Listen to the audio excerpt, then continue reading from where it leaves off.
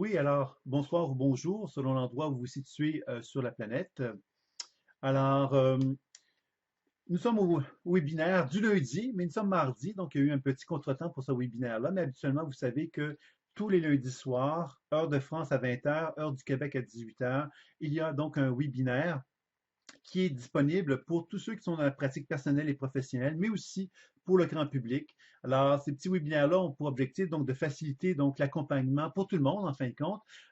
Évidemment, donc une petite conférence que je fais pour les gens de la France. Et au Québec, je fais un petit résumé de cette conférence-là. Puis ensuite, bien évidemment, comme elles sont enregistrées habituellement, ces conférences-là, bien évidemment, les gens peuvent les visionner lorsqu'ils sont disponibles pour pouvoir le faire. Donc, c'est un peu le programme. J'ai donc un petit sujet aussi aujourd'hui à vous proposer. C'était sur l'intuition médicale. Alors, qu'est-ce que c'est que l'intuition médicale, le thème de la conférence de ce soir? C'est une approche américaine. Ce sont des Américains qui, évidemment, je dis bien américains parce que si on était au Québec, par exemple, l'intuition médicale ne serait pas possible. C'est-à-dire que moi, je ne pourrais pas dire je suis un thérapeute intuitif médical parce que cela voudrait dire que je suis en train d'aller dans les plates-bandes de la médecine classique. Et ça, c'est pas possible au Québec. Et en France, cela ne l'est pas non plus. Et peut-être que dans d'autres pays francophones, cela ne l'est pas non plus possible. J'ai quand même choisi de vous faire une petite conférence là-dessus parce que c'est quand même un sujet intéressant. C'est comme une application que je trouve intéressante aussi, qui est importante également dans le domaine de l'intuition. Moi, mon objectif dans l'enseignement que je propose, c'est de vraiment avoir une vision la plus large possible des applications intuitives et de regarder avec chacun d'entre vous de quelle façon que ces applications-là peuvent se manifester concrètement dans votre vie de tous les jours. Et l'intuition médicale, ben, c'est en fin de compte la capacité que l'on a de pouvoir utiliser l'intuition pour faire des évaluations de la santé physique et énergétique d'une personne. Alors, il y a des gens connus qui ont fait des démarches comme celle-là. Il y a Edgar Cayce, par exemple, qui est un thérapeute intuitif qui est très, très connu, qui a énormément de renommée et qui a donc soigné et guéri des gens. Évidemment, donc, il était capable de percevoir la problématique des gens. Il était capable ensuite de solutionner ces problématiques-là en proposant des remèdes, en proposant des soins thérapeutiques. Alors, je vous fais référence dans l'enseignement qui est donné dans la formation pour vous situer par rapport à des outils qui vous permettraient de vous rapprocher, de comprendre comment ça fonctionne. Je pense à l'enseignement sur l'alimentation intuitive et l'évaluation des remèdes, qui permet donc, avec cet enseignement-là, de pouvoir évaluer de quelle façon des aliments ou même des remèdes peuvent avoir des applications intéressantes. Je vous parle également, donc, ça me fait penser à un ouvrage américain qui est sorti, je pense, peut-être c'est récent quand même. C'est un médium qui a écrit un livre dans lequel il propose de présenter des différentes pathologies qui sont plutôt des pathologies qui sont encore méconnues par la médecine, et il propose, lui, de soigner avec des aliments. Alors, c'est déjà une voie intéressante. Je vous parle de ça parce que justement, euh, c'est un best-seller américain. J'ai pas le titre en tête, malheureusement. Je pourrais éventuellement vous le remettre pour ceux qui seraient intéressés, qui lisent l'anglais. Mais ce médium-là, donc, c'est donc intéressé à évaluer quels étaient les aliments qui pouvaient amener donc des soins sur des différentes pathologies. C'est pas fait d'une façon intuitive tant que ça, cette approche-là, mais je vous en parle parce que c'est pour mettre en évidence que quand on parle d'intuition médicale, on parle donc d'évaluation de la santé, de cause de la santé, de cause des problématiques de la maladie, et ensuite de solutions. Et cet ouvrage-là, ça me venait à l'esprit, lui propose des solutions vraiment concernant l'alimentation. Mais évidemment, il y a aussi d'autres approches qui vont proposer des produits médicinaux, c'est-à-dire des produits à base de plantes et des choses de cet ordre-là, ou homéopathiques par exemple. Et grâce à l'intuition, on peut être capable d'évaluer donc le potentiel énergétique d'un remède et d'évaluer de quelle façon qu'il va résonner avec notre client. Alors ça, c'est des choses finalement que Edgar Cayce avait une certaine expertise qu'il avait développée pour effectivement faire des soins, donc de faire des lectures intuitives d'une personne, d'évaluer son potentiel santé, d'évaluer ensuite de quelle façon qu'il pouvait être régularisé, ce potentiel santé-là, par des soins qui allaient être apportés. Il y a également des courants américains aussi, comme je pense à le livre Power Up Your Brain, qui est un livre qui était de neurosciences, qui présente un petit peu de quelle façon que la neuroscience explique ou favorise, de quelle façon on peut favoriser l'illumination. Alors évidemment, je ne dis pas que parce que vous allez prendre des produits thérapeutiques, vous allez développer l'illumination, mais cet ouvrage-là présente, et c'est très intéressant, un regard d'un chaman et d'un regard d'un scientifique, d'un spécialiste de la neuroscience, qui présente justement les diverses recherches qui sont effectuées actuellement, qui permettent d'évaluer quels seraient les produits qui permettent d'amener le maximum au cerveau pour aller chercher les capacités les maximales des fonctions cérébrales, et en même temps, quelles sont les pratiques chamaniques qui permettent aussi un travail de cet ordre-là. Alors, je vous parle de ça, je vous parle de ça pour vous faire comprendre quelque part que quand on parle de l'intuition médicale, il y a donc un courant actuellement qui est en vogue avec la physique quantique qui s'est développé beaucoup, tout ça, qui nous amène donc à vraiment prendre conscience qu'on est en train de développer toute une autre vision de la santé et que ce que Edgar Cayce faisait à cette époque-là, parce que ça fait un certain nombre d'années, ben aujourd'hui, on a un autre regard sur ce qu'il fait parce qu'on est capable de le comprendre beaucoup mieux pour la simple raison que ce qu'on croyait être un corps fait de chair et d'os est animé donc d'une énergie et que cette énergie-là, on commence à mieux comprendre de quoi il en détourne. Qu'est-ce que c'est que cette énergie-là?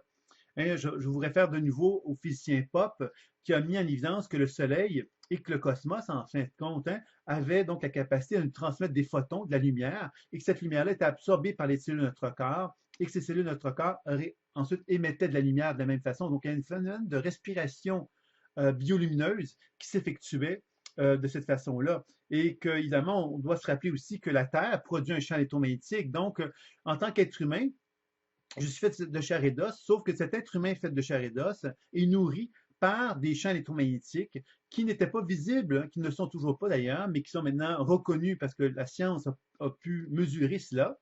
Donc, le champ Schumann, c'est la Terre produit donc un champ électromagnétique qui va donc avoir une influence sur notre corps humain.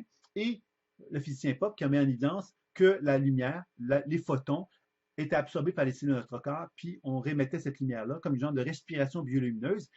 Ça veut dire quoi? Ça veut dire que quand moi j'observe le champ énergétique d'une personne, ce que je vois, c'est cet individu-là qui est en relation avec le champ Schumann, le champ électromagnétique de la Terre, qui va donc quelque part être nourri par ce champ électromagnétique de la Terre et qui va donc ensuite aussi être en résonance avec cette capacité que les cellules de son corps ont de pouvoir justement absorber et remettre de la lumière.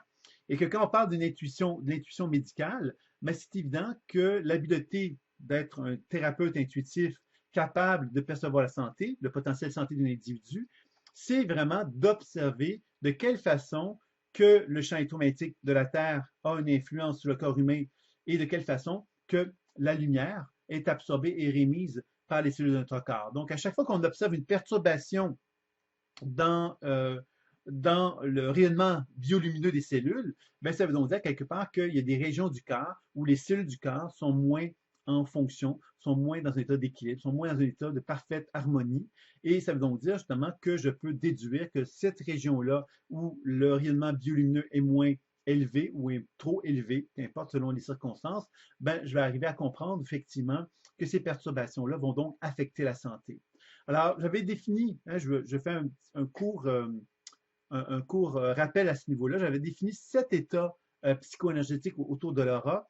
Alors, il y avait donc l'équilibre. L'équilibre, c'est un rayonnement biolumineux qui serait parfait, c'est-à-dire les cellules du corps absorbent et remettent de la lumière d'une façon harmonieuse et équilibrée. Ce serait ce qu'on peut appeler la santé parfaite. La santé parfaite, ça signifie quoi? Ça signifie que moi, en tant qu'être humain, je vais donc recevoir le champ électromagnétique de la Terre. Ce champ électromagnétique de la Terre, qu'est-ce qu'il va faire? C'est qu'il va me construire comme une genre de batterie. Hein? C'est un peu comme une batterie énergétique. En médecine chinoise, on dit que ce sont le yang des reins. Alors, le yang des reins, qu'est-ce que c'est? C'est que le champ électromagnétique va donc nourrir mes jambes. Il y a donc un champ qui va se manifester dans mes pieds. De mes pieds, il va donc y avoir donc une énergie qui va se pénétrer dans mon corps. Et cette énergie-là qui va pénétrer dans mon corps, c'est un peu comme si elle allait nourrir mon être et nourrir mes glandes surrénales et construire comme une genre de batterie, une genre de charge énergétique en moi. Cette charge énergétique-là va faire que je vais être capable de me tenir debout, puis que je vais avoir des fourmillements dans mes jambes parce que je vais avoir envie de courir, je vais avoir envie de faire des choses. C'est un peu comme une vitalité qui en résulte à ce moment-là. Et cette vitalité est fondamentale parce qu'elle est étroitement reliée justement avec cette capacité que j'ai de me sentir fortement ancré au sol. Alors, c'est pour ça que dans la tradition chamanique, on parle de l'enracinement, qui est une technique fondamentale parce qu'elle nous aide à nous rappeler que la Terre produit un champ électromagnétique et que moi, en tant qu'être humain, je dois apprendre vraiment à accompagner ce mouvement-là que la Terre produit pour que mes batteries, mes glandes surrénales, entre autres, soient bien nourries et que j'ai une bonne vitalité, justement, de base. C'est dans cet état de bonne vitalité de base, hein, de mes jambes, de mon bassin et tout ça, que je vais pouvoir absorber beaucoup plus facilement l'énergie cosmique provenant du Soleil, entre autres, et ces fameuses particules photoniques, la lumière, va être plus facilement absorbée par les cellules de mon corps, et ça va donc faire en sorte que mon champ énergétique va être dans une position où le potentiel santé va être optimal. Qu'est-ce que ça veut dire, le potentiel santé? Il y a un terme en physique quantique que j'aime utiliser qui s'appelle la négantropie, qui met en évidence le fait que lorsque l'énergie circule bien dans mon corps, qu'il n'y a pas de heurts, qu'il n'y a pas d'obstacle, que ma position de verticalité est parfaitement harmonieuse et que l'énergie circule d'une façon fluide et libre dans mon corps, il y a ce qu'on appelle le potentiel santé optimal. Ça veut dire quoi, potentiel santé optimal? Ça veut dire que je risque beaucoup moins d'être malade dans cet état-là parce que mes conditions physiologiques sont parfaitement équilibrées. On pourrait voir ça comme ça. Ce qui veut donc dire que moi, en tant qu'être humain, si je rencontre des stress, des difficultés, des problèmes, ben mon corps va être beaucoup plus capable d'y faire face parce que mes fonctions énergétiques vont être au maximum. Alors, je pense que c'est important de bien comprendre aussi que quand on parle d'intuition médicale, quand on met en application l'intuition pour faire une évaluation de la santé d'une personne, on doit bien comprendre qu'on ne cherche pas évidemment à faire de la médecine classique. La médecine classique, qu'est-ce qu'elle va faire? C'est qu'elle va dire, ben vous êtes malade, vous êtes en santé. Ils vont donc définir des critères des critères qui sont figés dans la réalité terrestre et qui sont reliés donc à des évaluations de la santé terrestre avec tous les critères qui ont été effectués en médecine classique depuis qu'elle a été conçue et puis que ça évolue évidemment, mais on est encore beaucoup à l'ère de la matière. On est dans une évaluation terrestre de la santé, ce qui est vraiment très intéressant. Il y a des choses extraordinaires qui sont effectuées grâce à la médecine classique, mais c'est évident qu'avec la physique quantique, c'est évident qu'avec la perception intuitive, on a accès à des réalités plus subtiles. Et ces réalités plus subtiles nous amènent à comprendre que la santé optimale, c'est en fin de compte cette capacité que mon corps a de pouvoir justement favoriser une circulation énergétique qui soit la plus fluide, la plus harmonieuse possible. Et que dans ces conditions-là, ben, mon corps va vieillir moins rapidement que le corps d'une personne qui serait pleine de perturbations énergétiques. Alors, vous comprendrez que par la simple observation intuitive, sans passer par des grands appareils médicaux très complexes, on peut donc arriver à évaluer ce potentiel santé-là. Et évidemment, quand on fait un soin sur une personne, quand on fait un soin où on donne de l'énergie à une personne, quand on fait un soin dans lequel on comprend les problématiques de la personne, et qu'on cherche à déprogrammer ses croyances, ses mémoires limitatives, ce que l'on fait, c'est qu'on est en train de redonner à la personne ce qui est nécessaire pour qu'elle puisse retrouver une position d'optimisation de ses ressources énergétiques.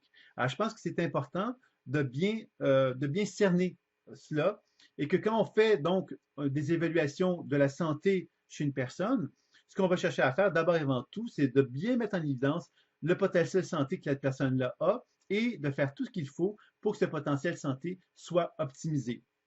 Alors, quand on arrive à faire cela, on constate à ce moment-là que plus le corps est en équilibre, c'est-à-dire que plus le corps, l'énergie circule des pieds jusqu'au sommet de la tête, plus le corps est dans un processus d'organisation complexe, capable de faire face aux différents niveaux de fréquence de la vie, parce que justement, tous les chakras sont comme dans une position d'ouverture, pourrait-on dire, et que les fréquences énergétiques sont capables d'être absorbées dans le corps, ce qui veut donc dire que toutes les fonctions physiologiques vont aussi être capables de réagir adéquatement parce qu'il y aura donc une vision vraiment d'ouverture envers la vie qui va être présente. Plus il y a des perturbations, plus il y a des déséquilibres, moins l'énergie de la Terre circule bien dans mon corps, moins l'énergie lumineuse du Soleil ou du cosmos circule dans mon corps, bien évidemment, moins mon corps va fonctionner avec ce potentiel santé optimal. Ce qui veut donc dire que je vais observer donc des niveaux de perturbation de plus en plus élevés. Il se peut que le champ énergétique soit désaligné, par exemple, par rapport au corps physique. Ce désalignement-là, qu'est-ce que c'est? C'est souvent relié à un choc émotionnel que nous avons vécu. Ça peut être relié à un choc émotionnel, à un choc physique, un accident, par exemple. Ça peut être dans des situations très violentes, un viol, une situation de guerre où on a risqué pour notre vie, où on s'est comme déconnecté de quelque chose qui nous faisait trop mal. Et c'est ça qui va créer comme une genre de paralysie cellulaire. Et cette paralysie cellulaire va faire que quand on observe le champ énergétique d'une personne, son champ apparaît comme désaligné par rapport à son corps physique. Alors, vous voyez que ça, c'est quelque chose qui est vraiment fort intéressant, qui nous donne des indices d'un potentiel santé que la médecine aurait beaucoup de difficulté à pouvoir aller identifier parce que sa façon d'évaluer la santé ne permettra pas d'avoir cette mesure-là. Il y a par exemple la recherche du physicien Pop qui a développé donc un appareil permettant de mesurer les différentes habiletés des cellules à absorber et remettre de la lumière, qui pourrait sans doute être une science, on peut envisager que ça va être une science, que c'est un appareillage médical qui va ouvrir vers une nouvelle vision de la médecine, mais on n'en est pas encore totalement rendu là. Mais on tend dans cette direction-là et c'est tant mieux, sans aucun doute. Évidemment, il y a ensuite, après le désalignement, on retrouve également l'hyperactif et l'hypoactif. Ça veut dire quoi l'hyperactif? Ça veut dire que les cellules du corps sont trop actives. Pourquoi elles sont trop actives? C'est qu'elles dépensent trop d'énergie. Elles émettent trop de lumière. Alors, quand on émet trop de lumière, on n'est pas dans un processus d'absorption, on n'est pas dans un processus de réception. On est plus dans un processus d'action vers l'extérieur. Donc, vous voyez que l'hyperactivité, c'est donc un état énergétique qui va faire qu'on va dépenser de l'énergie de façon plus importante et trop importante. Et ça, c'est pas quelque chose qu'on va observer parce que quelqu'un bouge beaucoup nécessairement. C'est un état cellulaire. Alors, cet état cellulaire va se définir de quelle façon? Par ma capacité justement de poser une action sur le champ énergétique d'une personne ou sur mon propre champ énergétique et de constater que malgré que je sois bien calme, que mon champ énergétique soit trop dépensé, soit trop dans un processus d'effort également. Alors ça va être un peu l'hyperactivité qui va donc épuiser les ressources vitales si on reste dans un état d'hyperactivité trop longtemps.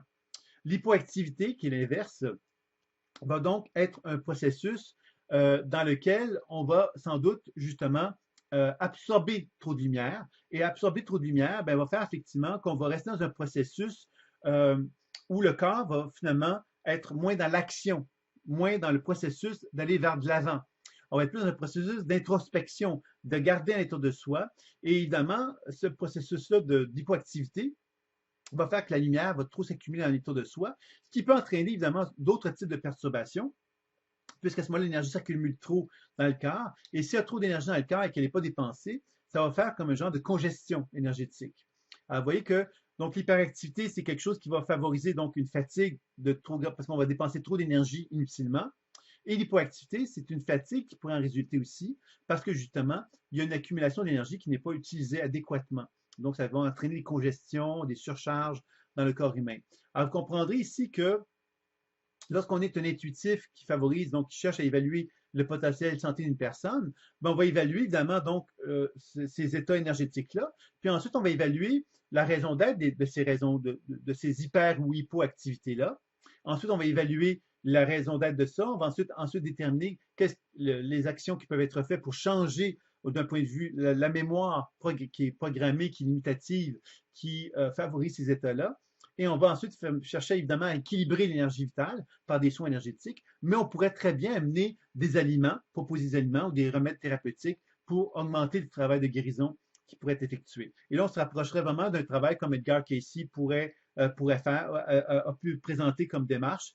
Et ça, c'est quelque chose qui est accessible dans le sens que quand on commence à comprendre comment les choses fonctionnent, on peut très bien arriver à proposer des actions thérapeutiques de cet ordre-là.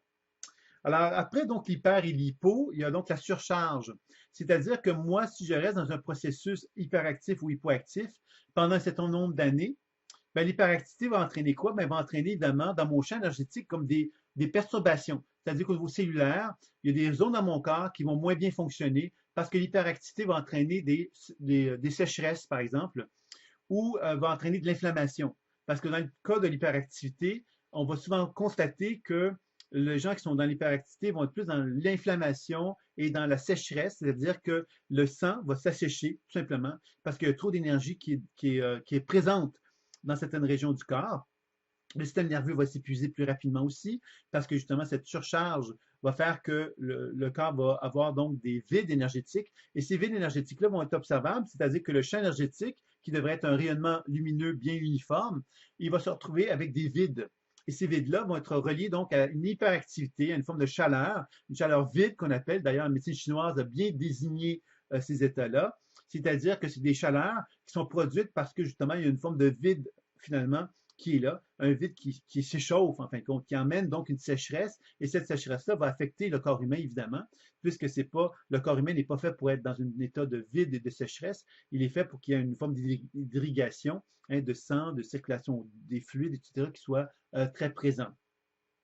Alors, ça veut donc dire que quand j'observe mon propre champ ou j'observe le champ d'une personne et que je constate qu'il y a des manques énergétiques ou des vides énergétiques, bien évidemment, si c'est dans un contexte d'hyperactivité, je comprends évidemment que la région concernée est donc dans un état d'hyperactivité et qu'elle va donc aussi indiquer qu'il y a donc des symptômes de perturbation qui sont présents dans cette région-là.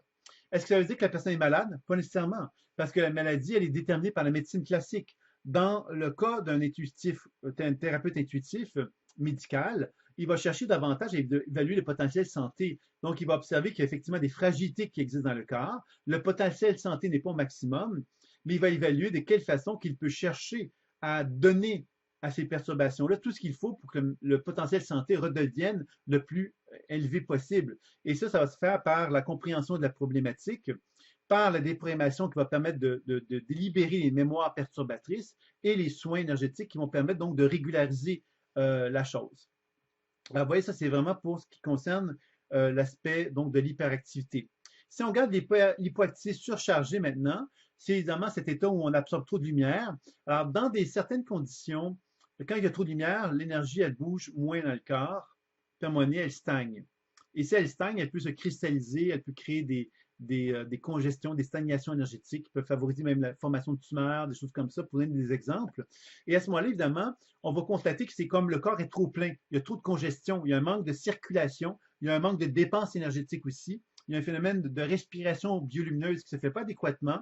Et évidemment, ça veut donc dire que cette personne-là va donc favoriser des problèmes de santé qui sont reliés à la stagnation à ce moment-là, et non pas comme dans l'hyperactivité surchargée, reliée donc à une hyperactivité, une inflammation ou à une sécheresse. Alors, l'hypoactivité va être vraiment beaucoup plus reliée à la stagnation, et évidemment, par le biais de les lectures intuitives, on peut être capable de comprendre la raison d'être de cette perturbation-là, de déprogrammer, de soigner et aussi de proposer des aliments et des produits thérapeutiques qui pourraient donc avoir une incidence là-dessus.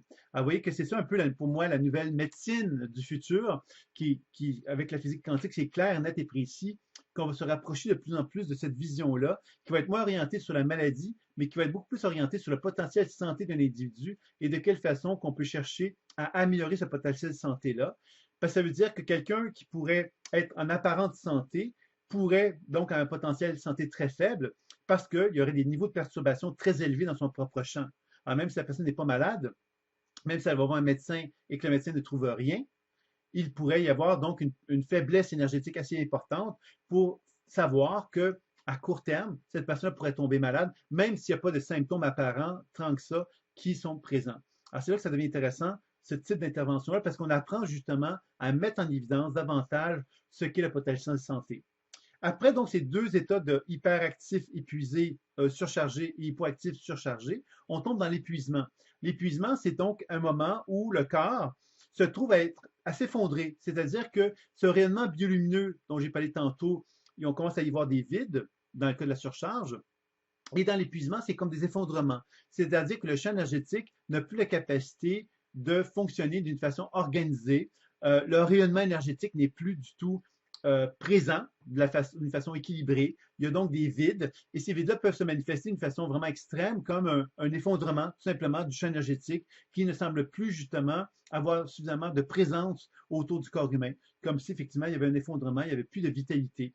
Et c'est certain que dans des conditions comme celui-là, bien évidemment, le potentiel santé est à son minimum, hein, est à son plus bas, et évidemment, la personne va sans doute habituellement reconnaître un certain inconfort qui peut donc se manifester sous forme de dépression, se manifester sous forme de faiblesse énergétique, avec plein de petits problèmes de santé qui vont apparaître, qui sont souvent précurseurs de problématiques qui vont venir par la suite d'une façon de plus en plus importante.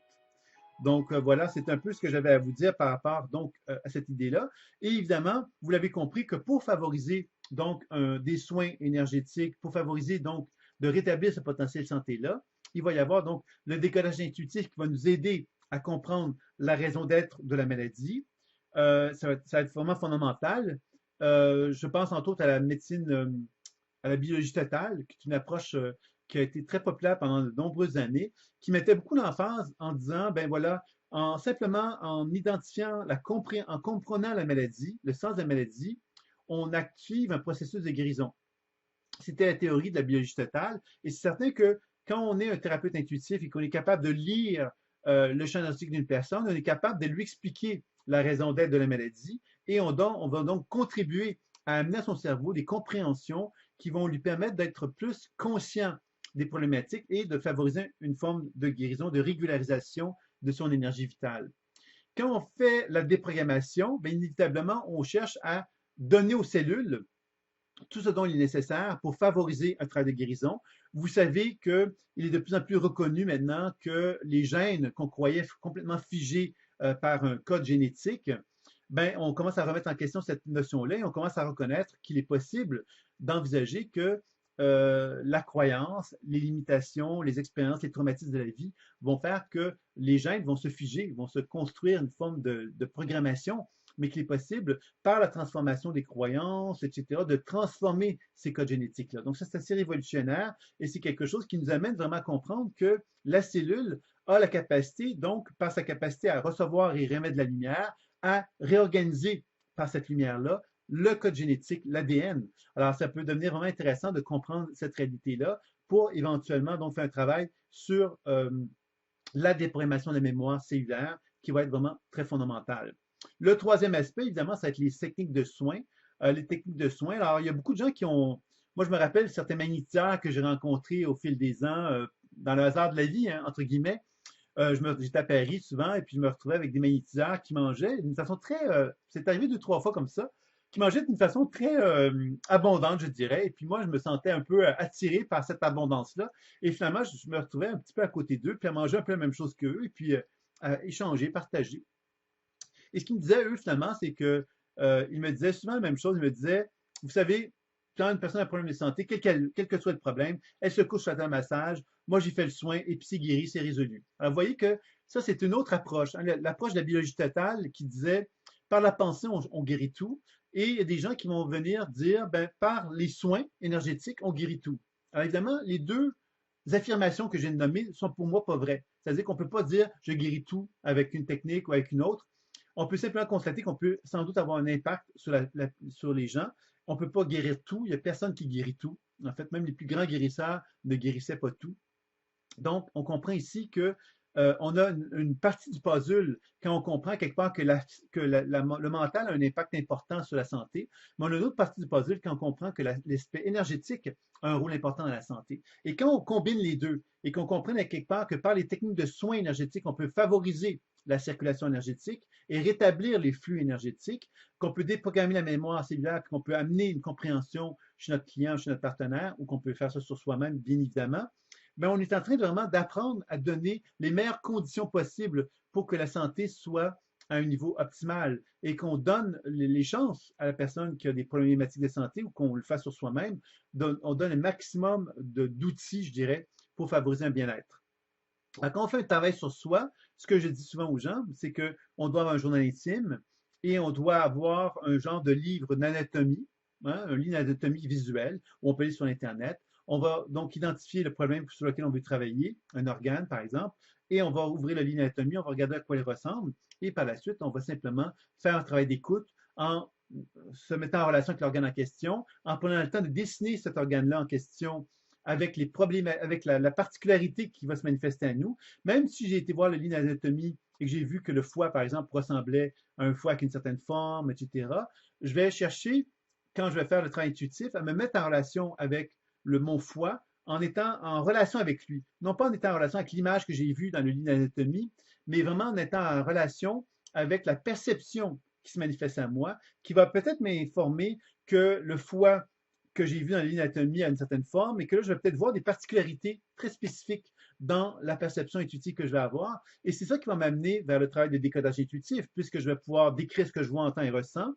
Je vais pouvoir le décrire, le questionner, pour en comprendre la raison d'être, des particularités. Et c'est comme ça, tout doucement, que je vais arriver à comprendre de quelle façon que je peux soigner l'organe en question par donc le décodage intuitif, la déprogrammation et les techniques de soins. Et je vais évidemment, à la fin de mon travail, quand j'aurai terminé, pris le temps de faire un deuxième dessin qui m'informera à quoi ressemble l'organe après avoir fait un soin. Et surtout, quand l'organe est plus équilibré, qu'est-ce qu'il me dit? Quelles sont les informations qu'il me transmet? Parce que souvent, quand on fait un soin, on rétablit le potentiel santé dans l'organe, et quand le potentiel santé est revenu présent, ben l'organe en question va me transmettre des informations qui vont souvent me guider vers les actions que j'ai à faire dans les prochaines heures, les prochains jours, les prochaines semaines pour soutenir le travail de guérison.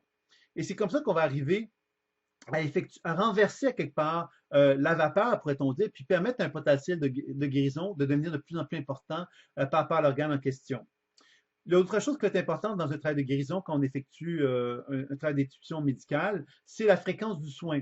La fréquence du soin est importante puisque si on fait un soin assez souvent, une fois par mois par exemple, ben quelque part on va constater, ah ben je me suis senti mieux pendant une semaine, puis après ça c'est redevenu comme avant. Alors, ça veut dire quoi quand on dit une chose comme ça? Ça veut dire qu'il faudrait donc faire un soin à toutes les semaines. Si je me suis senti bien pendant une semaine, ben, je devrais faire un soin à toutes les semaines pour amener un bien-être à se stabiliser. Si je ne le fais pas assez souvent, le soin, bien évidemment, le soin va m'amener à constater que je n'arrive pas à avoir un impact suffisamment élevé pour renverser la vapeur, pour favoriser le potentiel santé à redevenir présent. Alors, c'est ça qu'on va chercher à faire, évidemment, dans un contexte de soins quand on fait un travail sur soi-même.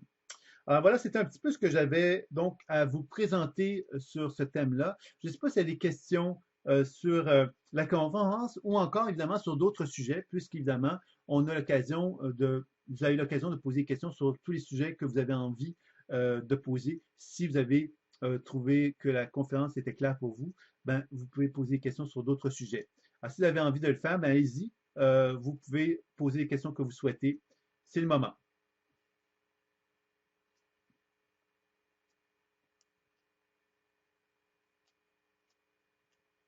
Je vais profiter de l'occasion pour vous laisser le soin de peut-être poser vos questions en répondant à une question qui m'a été posée sur le rêve.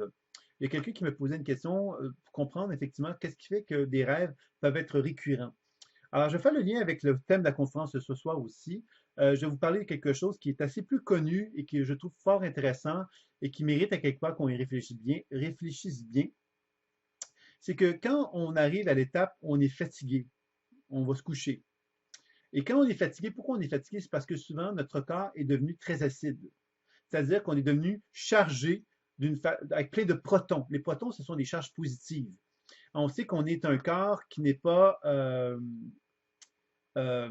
qui n'est pas finalement un corps juste fait de chair et d'os.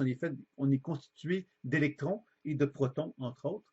Et quand on parle d'acidité, on doit se rappeler évidemment que l'acidité, ce sont des charges positives qui sont dans notre corps et que quand on va se coucher, on est chargé positivement et le corps, en dormant, va profiter de l'occasion pour faire un travail de nettoyage sur cette acidité-là, c'est-à-dire de réorganiser son champ bioélectronique pour permettre justement un nettoyage de cette acidité-là pour que le corps redevienne plus fluide.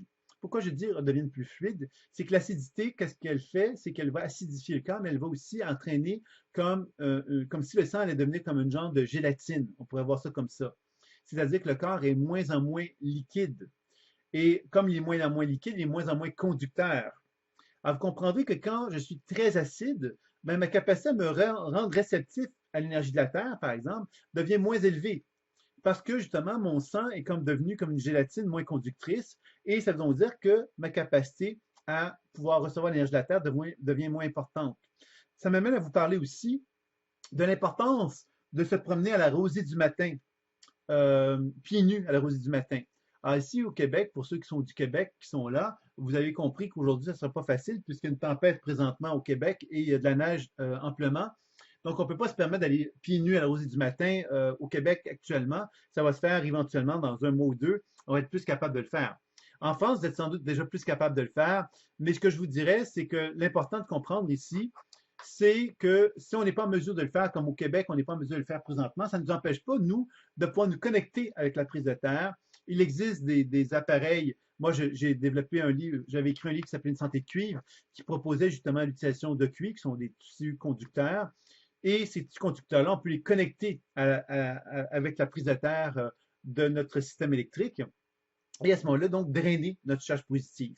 Alors, évidemment, donc, pourquoi on va faire ça? Ça peut simplement être un travail qui va nous aider justement à nous drainer de ces charges positives-là, de notre propre système. Durant la nuit, nous allons faire ce même processus-là en faisant un travail de réorganisation énergétique dans notre corps. Comment allons-nous faire ça? Bien, par les poumons.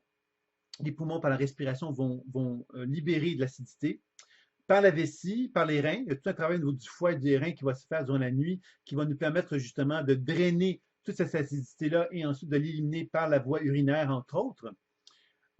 Et dans ce sens-là, bien évidemment, il y a donc tout un travail de réorganisation qui va se faire durant la nuit, permettant de faire cela. Maintenant, vous allez me dire, qu'est-ce que viennent faire les rêves là-dedans, puisque la question qui m'était posée, c'était sur les rêves. C'est que vous comprendrez que cet fameux équilibre acido-basique qui se fait dans notre corps, c'est donc d'un point de vue physiologique, ce sont des charges positives, négatives. Et d'un point de vue maintenant psychologique, on pourrait facilement envisager que cette acidité-là, elle est produite par des expériences que l'on accumule tout au long de la journée. Ces expériences-là, quelque part, vont être vécues plus ou moins adéquatement. Et nous, dans la nuit, qu'est-ce qu'on va faire? C'est qu'on va faire un travail de réorganisation de notre conscience, et non pas seulement de notre charge bioélectronique, mais aussi de notre habileté à faire ce drainage électronique dans notre corps. Et que si je suis capable de faire ce drainage-là, ben, c'est sûr qu'au niveau de mon corps, toute la circulation qui va se mettre en branle, ça va me permettre de refaire un ménage envers toutes les expériences que j'ai vécues dans la journée et d'essayer donc justement de permettre un travail de réorganisation pour trouver des solutions face à ma problématique de vie. Et c'est là, évidemment, qu'on va constater que les rêves récurrents, puisque la question était beaucoup liée aux rêves récurrents, euh, les rêves récurrents, quelque part, qu'est-ce qu'ils mettent en évidence? C'est que justement, il y a des problématiques que notre corps essaye de régulariser, essaie de trouver des solutions, et il n'y parvient pas. Donc, à ce moment-là, qu'est-ce qui va se passer? C'est que les rêves récurrents sont des tentatives d'amener à quelque part une solution, mais c'est comme si on n'arrivait pas à trouver la solution. Donc, la récurrence va se mettre en place parce que justement, on ne va pas être capable de pouvoir parvenir à favoriser donc une solution. Alors, la bonne nouvelle par rapport à ça, c'est que le travail intuitif peut très bien nous aider à cheminer par rapport à ça. C'est-à-dire que moi, je suis dans une impasse parce que mon corps ne trouve pas de solution par rapport à une problématique. Mais moi, par rapport à un travail intuitif, je peux très bien partir d'une bribe de souvenirs que j'ai d'un rêve pour commencer simplement à faire un travail intuitif dessus et commencer effectivement à mettre de la lumière dans cette bribe-là, commencer à décrire ce que je vois, entends et ressens, prendre le temps de questionner ce qui est présent, commencer à déprogrammer, commencer à soigner pour permettre justement à faire un travail d'accompagnement pour permettre justement à redonner un sens à la symbolique du rêve et permettre à mon corps de trouver des solutions qu'il n'était pas en mesure de faire concernant cet équilibre bioélectronique dont j'ai parlé tout à l'heure. Donc, c'est ça un petit peu que j'avais à répondre par rapport à ta question. Je pense que c'était Sylvie qui l'a posé, cette question-là. Alors, Sylvie, tu pourras me revenir là-dessus si tu trouves ça clair ou si tu as d'autres interrogations par rapport à ça. Euh,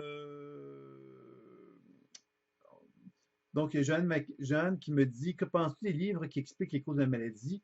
Ben, c'est un peu comme dire, les causes de la maladie, à quelque part, sont multiples. Maintenant, si tu commences à me dire, ben, tu sais, par exemple, si tu me dis, je sais pas moi, tous les problèmes, toutes les grippes sont reliées à une certaine cause, moi, je dis non. Je dis non pourquoi? Je dis non parce que je dirais qu'il y a des causes multiples à une problématique de santé. Ces causes multiples sont étroitement reliées au fait qu'on est des êtres humains et que les êtres humains que nous sommes sont tous différents. Donc, quand on dit j'ai un livre qui explique la cause de la maladie, ben, ce que je dis, c'est que j'ai donc des sommes d'informations que j'ai grâce à ces livres-là qui me permettent d'avoir des hypothèses sur la problématique de santé que j'ai. Ce sont des hypothèses, ce ne sont pas des vérités. Ces hypothèses-là me permettent de m'aiguiller par rapport à ma problématique et de m'aider à comprendre ma problématique. La meilleure façon pour moi de donner un sens personnel au sens de ma maladie, c'est de faire un travail intuitif qui va me permettre de comprendre justement le parcours personnel que j'ai vécu et qui m'a amené à être malade. Ça, c'est la meilleure façon de faire. Alors, c'est sûr que ces livres-là sur les causes des maladies ou l'interprétation des rêves aussi, ce sont des pistes qui vont nous être intéressantes. Si les livres sont bien faits, il peut y avoir des pistes qui peuvent nous être données, mais ces pistes-là ne sont que des hypothèses qui peuvent nous aider à aller plus loin. Mais on ne doit pas justement s'accrocher à ces hypothèses-là comme des vérités, parce que si ce sont des vérités, ça devient figé. Et on sait que quand ce qui est figé n'est pas vivant, n'est pas en harmonie avec ce qui se passe en moi, parce que je ne suis pas un être figé. Donc, je ne peux pas arriver avec des hypothèses ou des vérités figées pour m'expliquer, pour me comprendre. Je dois remettre en question cet aspect figé des choses pour comprendre qui je suis. C'est ça un peu que je répondrai à la question pour Joanne. Mireille qui me dit un rêve qui m'a traumatisé, me traumatise. J'avais plein de morceaux de verre dans la bouche et je n'arrivais pas à tout enlever car le verre revenait tout le temps. Euh, c'est un message énergétique. Hey, ce message énergétique. Alors, évidemment, bon, là, quand on parle d'un rêve, on comprend que, vous l'avez compris, qu'il y a quelque chose d'ordre énergétique qui est là et d'ordre psychologique aussi qui est associé à cela. Alors ici, quand on parle de j'avais plein de morceaux de verre dans la bouche et je n'arrivais pas à tout enlever car le verre revenait tout le temps.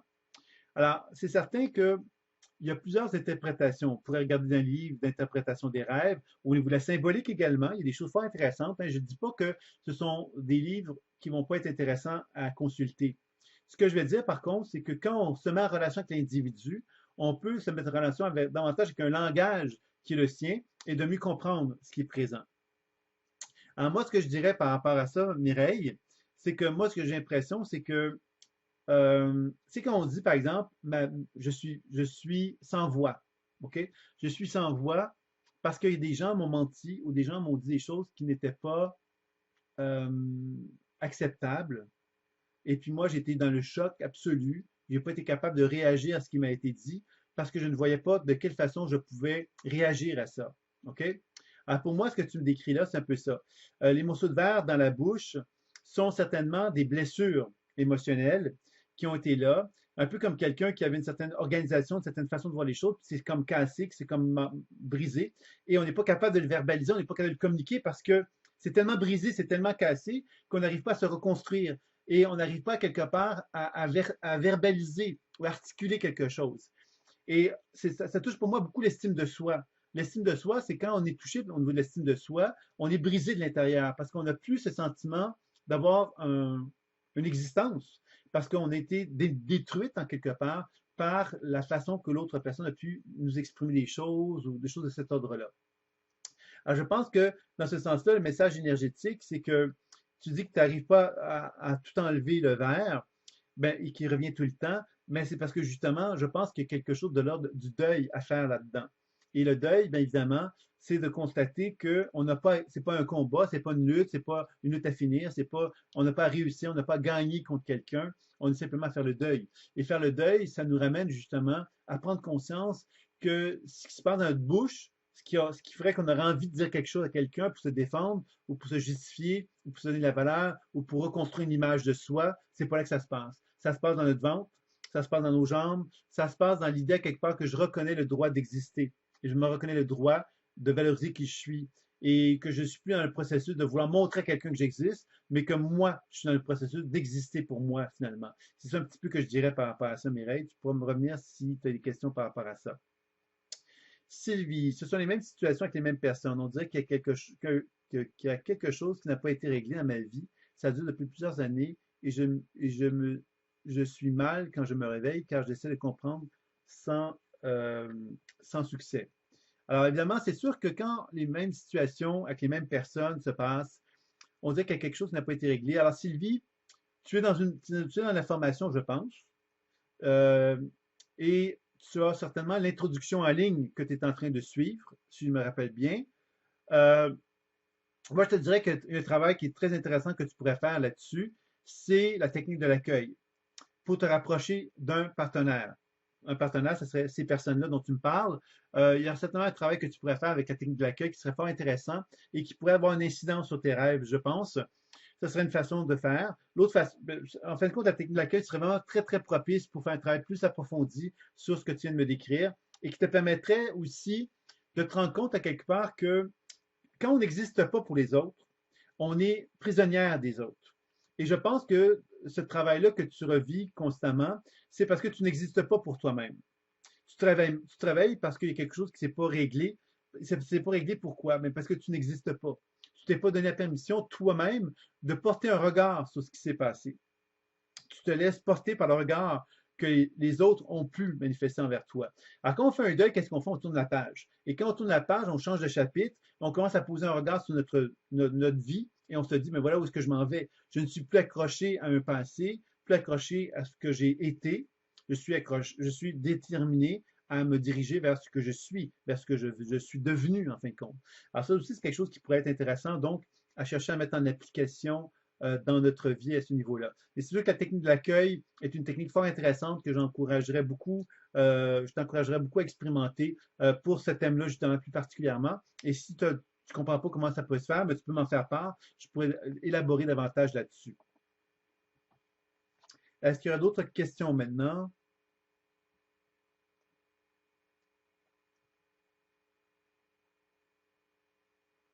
Donc, Mireille qui me dit que ça lui paraît beaucoup plus clair, c'était concernant le rêve qu'elle m'avait expliqué.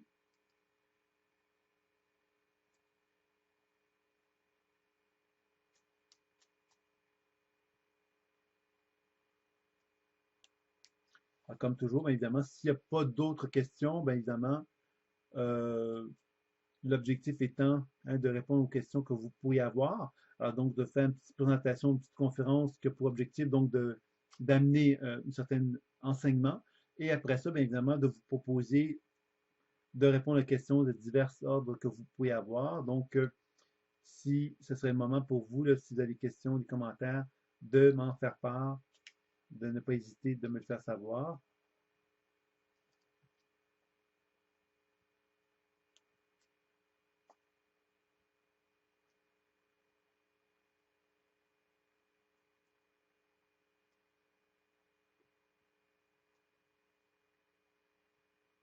Oui, ça, Sylvie, on ne parle pas de ça ce soir. C'est pas un sujet qui touche notre, notre rencontre. Je regarderai ça, évidemment, si tu m'envoies ça.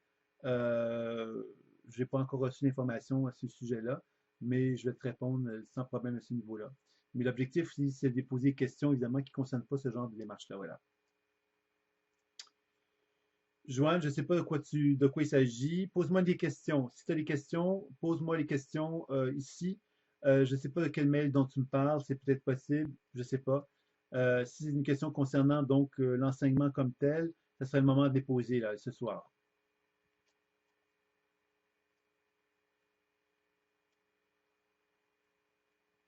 Les webinaires ont vraiment pour objectif de répondre aux questions donc concernant la pratique personnelle, professionnelle, et puis évidemment, donc, avec un petit thème sur la conférence, donc qui pourrait répondre aux questions des conférences ou même des questions d'ordre personnel. Maintenant, je ne veux pas qu'on aille dans des voies qui pourraient donc servir un petit peu à nous faire perdre un petit peu de temps, dans le sens qu'on parlerait de diverses choses qui ne concerneraient peut-être pas ce que j'appellerais, moi, donc, l'enseignement comme tel, là.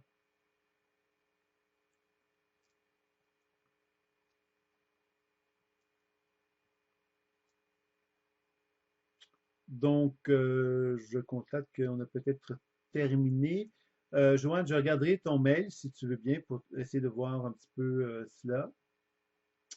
Je vais faire la technique de l'accueil sur la bouche. Oui, bien sûr, tu peux effectivement faire le travail de l'accueil sur la bouche. Ça serait effectivement une excellente idée.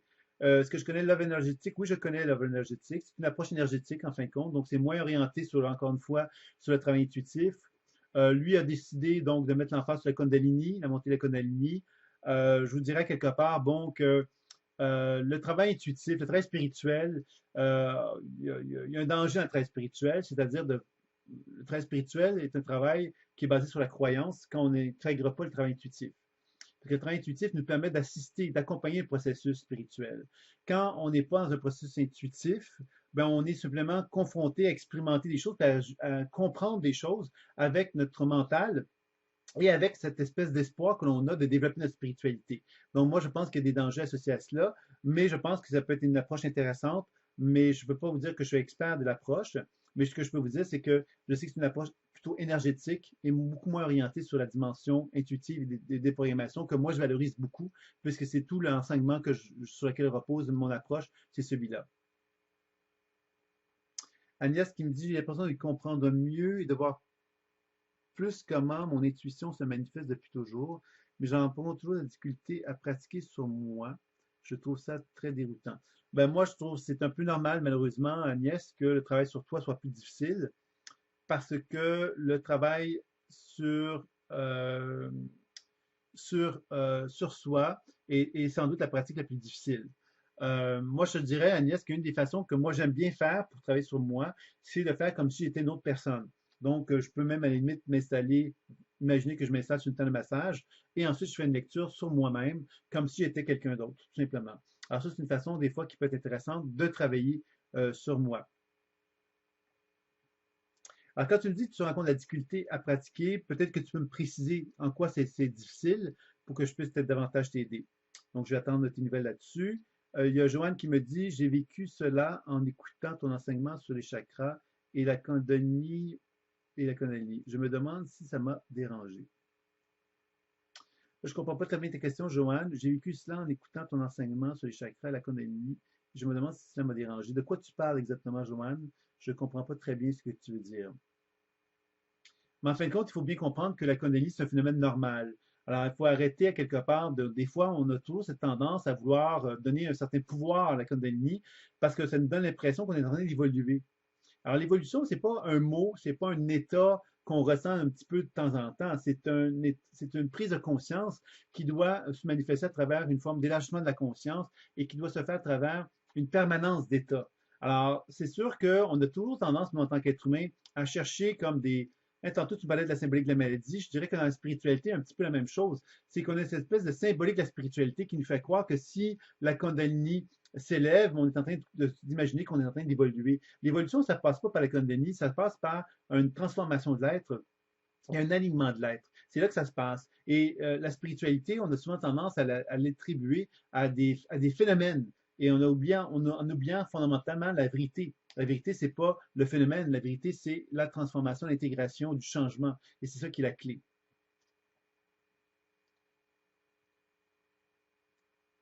OK, donc Agnès me dit, tu me rassures, c'est la direction que j'ai prise, de me voir comme dans un miroir, effectivement, c'est une bonne façon. Joanne, c'est-à-dire que j'ai été pendant 8 heures de temps, plusieurs fois, à faire déclencher ma Kundalini, et je demande par la suite, j'ai pu être déséquilibré dans mes chakras. OK, Joanne, quand tu dis déclencher ta Kundalini, dans quel objectif que tu as fait ça, dans quelle orientation? Puisque dans l'enseignement que je donne, la Kundalini, je ne mets pas l'emphase sur le développement de la Kundalini, je mets l'emphase davantage sur le développement des chakras, qui amène donc la montée de la Kundalini lorsque c'est prêt à le faire. On n'a pas à déclencher cela. Alors, j'aimerais que tu m'expliques, je ne comprends pas très bien ton commentaire, Joanne. Pourrais-tu parler un jour de la cohérence cardiaque? Ben, j'en ai longuement déjà parlé de la cohérence cardiaque. Moi, j'ai un appareil, en fait, que j'utilise dans l'enseignement quelquefois quand je suis en présentiel, qui permet de faire la mesure de la cohérence cardiaque et qui permet de mettre en évidence que la cohérence cardiaque met en évidence aussi, non pas, bon, alors la cohérence cardiaque, qu'est-ce que c'est? C'est une compagnie, en fait, qui a popularisé ça, une compagnie, une société américaine qui s'appelle HeartMath, qui, HeartMath, ouais, c'est ça, et qui a mis en évidence que il était possible euh, il est possible justement de pouvoir développer, euh, une ouverture, je dirais ça comme ceci, euh, de la conscience par un certain rythme respiratoire. Alors, ce rythme respiratoire, il y a plusieurs façons de le développer. Moi, je vous invite à aller sur YouTube parce qu'il existe des très beaux vidéos, des vidéos très simples, mais qui vous expliquent comment respirer selon le rythme de la respiration de la cohérence cardiaque. Il faut savoir que la cohérence cardiaque, avant que ça existait déjà, puisque dans la tradition indienne, dans la tradition spirituelle, le pranayama, c'est la science de la respiration, puis ils ont énormément travaillé sur la respiration, et il y a plusieurs techniques respiratoires qui sont proposées, et ils avaient déjà compris, eux, que par la respiration, on pouvait favoriser une meilleure circulation entre le cerveau et le cœur. Et puis maintenant, donc la cohérence cardiaque s'est développée beaucoup par cette société-là qui a mis en évidence que on constate que quand on respire à un certain rythme, le cœur et le cerveau vont plus être en syntonie, en synchronicité. Ça veut dire quoi? Ça veut dire que le cœur va être plus dans une position d'adaptabilité parce que comme les signaux passent dans le cerveau, que le cerveau passe par le cœur, on arrive dans une situation de stress, par exemple, et on va être capable de réagir à ce stress-là beaucoup plus facilement parce qu'on va être capable d'avoir une adaptabilité. Et cette adaptabilité-là va nous rendre plus intuitifs, va nous favoriser l'intelligence émotionnelle, va nous permettre donc d'être capable de s'adapter aux diverses situations de la vie avec une forme de conscience, une vision globale, et on va être beaucoup plus dans un mode de coopération et de collaboration. Alors, ça, c'est les grands critères de la cohérence cardiaque. C'est ce qui a été observé. Et cette cohérence cardiaque-là, quand on cherche justement à la développer, ben, on constate effectivement qu'on se sent plus dans un processus de conscience. Alors, la compagnie américaine a bien mis en évidence que si tout le monde pratiquait la cohérence cardiaque, ben, on assisterait à une transformation de la conscience collective humaine. Alors, évidemment, donc la tradition spirituelle avec le pranayama a été beaucoup plus loin que la cohérence cardiaque, sauf que la cohérence cardiaque est une technique qui est médicalement reconnue, c'est-à-dire qu'on a reconnu les paramètres de ça. Et moi, j'ai un appareil qui permet de constater que ces paramètres-là de cohérence cardiaque ont des impacts sur le système nerveux, donc une régularisation du système nerveux, une régularisation optimale de toutes les fonctions biologiques du corps, que ce soit au niveau même de la structure des chakras que des méridiens d'acupuncture.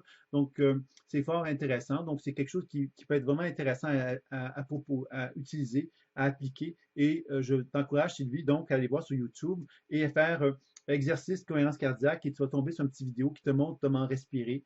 Ce que tu peux faire aussi, c'est de méditer simplement à penser à un événement que tu as vécu, qui était peut-être un événement sur lequel tu te questionnes, et respirer dedans tout simplement. C'est une autre façon de faire, de favoriser la cohérence cardiaque aussi. Donc, je pense que ça peut être intéressant. Donc, Joanne, ok, tu me dis que c'est pas la personne qui enseigne le love énergétique. Ben, tu sais, la Kundalini, à quelque part, c'est pas quelque chose qu'on a besoin de développer dans le sens, c'est quelque chose qui va se faire naturellement. Il y a des techniques qui favorisent, qui rendent, tu sais, comme le travail sur les chakras, c'est un travail qui va favoriser cela. Maintenant, quand on cherche à le provoquer, ça, la montée de la Kundalini, dans quel objectif on fait ça? Est-ce qu'on est quelqu'un, nous, qui avons la maturité et la sagesse nécessaire pour se dire, je vais libérer la Kundalini? Ben non. La Kundalini, elle ne se libère pas comme ça. La Kundalini, elle se libère tout simplement parce que l'être humain que nous sommes avons développé notre structure associée au chakra de façon sécuritaire et régulière et harmonieuse, qui va faire que la montée de la Kundalini va se faire toute seule. Ceux qui veulent vraiment développer la Kundalini à tout prix, ce sont des gens, quelque part, qui ont le sentiment d'avoir un pouvoir sur leur propre structure associée au chakra et qui se disent, ben moi, je vais développer mes chakras et je vais faire monter la Kundalini. Mais c'est pas comme ça que ça se passe. C'est un peu comme si je décidais de dire, ben tiens, j'ai décidé de manger quelque chose ce soir, je vais me le faire. Alors, c'est pas vrai. On n'a pas un contrôle absolu sur notre vie à ce point-là. Et je pense que c'est important, quelque part, de reconnaître que la montée de la Kundalini est un phénomène, est une condition. C'est un peu comme bien se soigner. La conséquence de bien se soigner, c'est la santé. Donc, la condition de bien équilibrer nos chakras, c'est la montée de la Kundalini. Mais si on fait un travail sur la montée de la Kundalini, alors qu'on n'a pas les bonnes conditions au niveau de nos chakras pour favoriser la montée de la Kundalini, ben moi, je trouve qu'on est un peu dans l'ignorance et qu'on est un peu dans le danger parce qu'on fait les choses d'une façon aveugle, je dirais, et je pense que ce n'est pas une bonne façon de procéder. Alors, quand on comprend quelque part que la Kundalini repose sur quoi? Ça repose d'abord et avant tout sur le système nerveux. Et le système nerveux, qu'est-ce que c'est? C'est notre habileté à être capable de passer du système parasympathique, de vraiment vibrer dans le système parasympathique, c'est-à-dire d'être capable de se connecter avec le parasympathique, qui est le système nerveux relaxant. Et c'est là que la cohérence cardiaque est intéressante parce qu'elle favorise ça. Et tout ça, et si on fait un travail sur nos chakras, si on apprend justement à bien s'enraciner, tout ça, ben je pense qu'on favorise et qu'on gère bien notre énergie vitale. Notre énergie vitale implique notre énergie sexuelle. Hein, si notre énergie sexuelle elle est bien équilibrée, elle est bien gérée aussi, qu'on arrive justement à accepter que cette énergie sexuelle puisse se manifester à travers notre corps globalement, qu'on ne soit pas obligé de constamment euh, l'expulser de soi, hein, par exemple par l'éjaculation chez l'homme, chez la femme à travers par les orgasmes, tout ça. Mais tout ça va permettre un travail à ce niveau de se faire. Mais c'est un travail qui va se faire naturellement et sans aucune. Tu sais, c'est un peu comme dire, ben voici, pourquoi faire la montée de la Kundalini, c'est un signe que je suis en éveil spirituel. C'est pas vrai. L'éveil spirituel ne passe pas par la Kundalini, ça passe par un travail sur soi. Et on a toujours tendance, nous, à trouver à vouloir prendre des raccourcis pour développer une spiritualité. Et la spiritualité, elle se développe à travers des bases toutes simples, que tous les grands courants spirituels, tous sont d'accord pour dire la même chose. C'est que la démarche spirituelle elle se fait à travers une connaissance de soi, à travers un travail justement profond de notre être. C'est pas à travers des actions, des exercices. Les exercices, ce sont des choses actions, qui sont des actions un peu comme des modes d'emploi qu'on aimerait tellement, tellement croire que ce mode d'emploi-là s'applique à nous et qui va nous amener vers le chemin de la guérison. Alors que si on ne prend pas le temps d'éveiller notre conscience, bon, on va simplement marcher dans l'aveugle parce que quelqu'un nous a dit de faire telle chose. Et ça, je pense que c'est un peu dommage. Il enseignait que l'on pourrait se guérir avec la montée d'économie.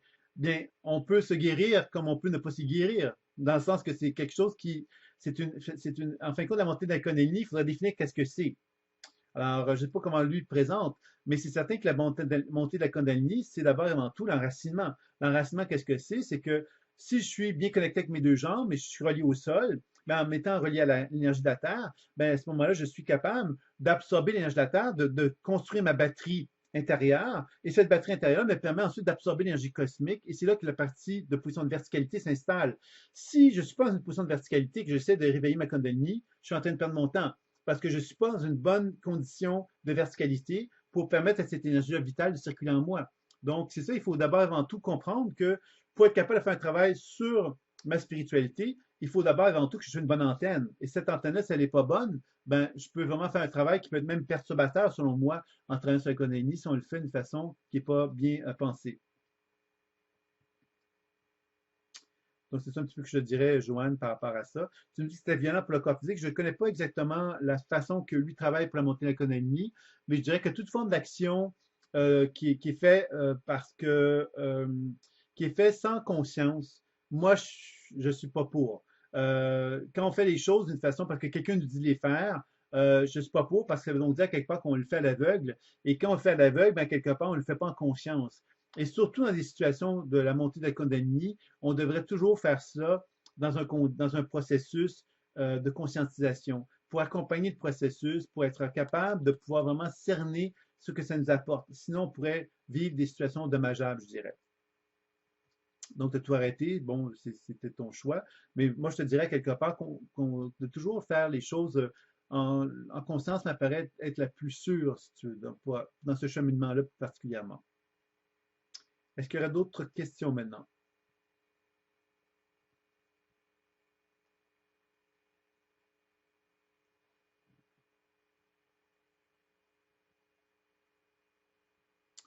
OK, donc je pense qu'on a pas mal fait le tour des questions que vous aviez. J'espère que que ça vous a plu.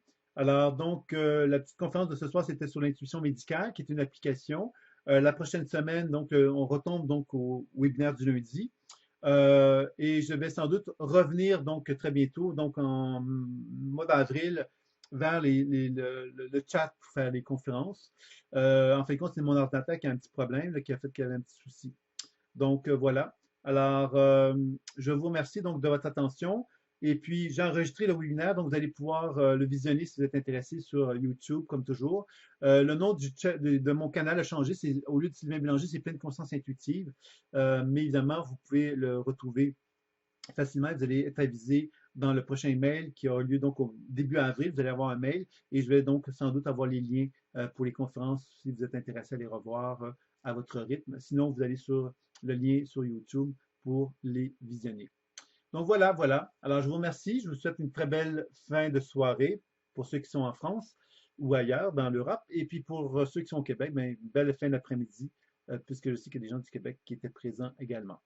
Je vous dis à bientôt. Merci. Au revoir.